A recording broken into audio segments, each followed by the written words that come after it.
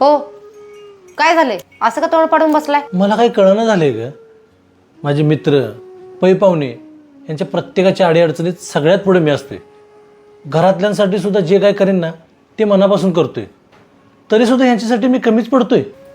नक्की मी चुकतोय का माझ्या हातचं मीठच खराब आहे काय माहिती. मीठ खराब नाहीये, मीठ जास्त व्हायला लागली. म्हणजे? ही मेथीच्या भाजीची पेंडी तुम्ही घेऊन आलाय ना? होय. आता त्याचा काय संबंध? सांगा की कितीला आणलाय? 40 रुपये. मेथीची भाजी आपल्या घरात सगळ्यांना आवडत्या. आता ती 40 रुपयाला पेंडी झाल्या तरी सुद्धा आपण एक पेंडी आणतोय, एवढे एवढे बनवतोय, घरातले सगळेजण खातोय. पण थंडी आता सुरू झाली की नाही, हीच भाजीची पेंडी 5-5 रुपयाला मिळत्या. त्यावेळेला भले आपल्याला किती जरी आवडत असली तरी सुद्धा ते बघून नको वाटते, खाऊन कंटाळा येतोय, वैताग येतोय, घ्यावशी वाटत नाही. अगं सारिका, विषय काय चालू आहे? तू काय सांगायला लागलीस? अहो मी पण तेच सांगायला लागलीये. ही भाजी आपल्याला एवढी आवडून सुद्धा ज्या वेळेला बाजारात ढिगानं दिसायला चालू होत्या त्यावेळेला आपल्याला ती घ्यावशी वाटत नाही.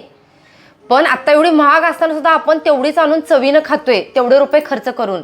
मग तुम्ही हे सगळ्यांना मदत करताय, त्यांच्या अडीअडचणीला उभं राहताय, त्यांना असं वाटतंय ह्याला काही कामधंदा नसते, येतंय वरतोंड करून. तुम्ही मान्य, तुमचं मन चांगलं आहे, साफ आहे, पण त्यांना त्याची किंमत राहत नाही. म्हणून ज्या वेळेला लईच एखाद्याला गरज असेल त्यावेळेला तिथं जाऊन त्याची अडचण काढा. उगाच हुनहुन जाऊन करू नका. जास्त अवेलेबल व्हायला लागलात की तुमची किंमत राखली जात नाही, ठेवली जात नाही. म्हणून तेवढं जात जावा, तेवढं मदत करत जावा. तुम्ही तुमची कामं करत जावा. भले त्याला वाटू दे ह्याला इगो आहे म्हणून, पण फुकटमध्ये जाऊन कुणाला अवेलेबल होऊ नका. तुमच्या वेळेची आणि तुमची किंमत राहणार नाही.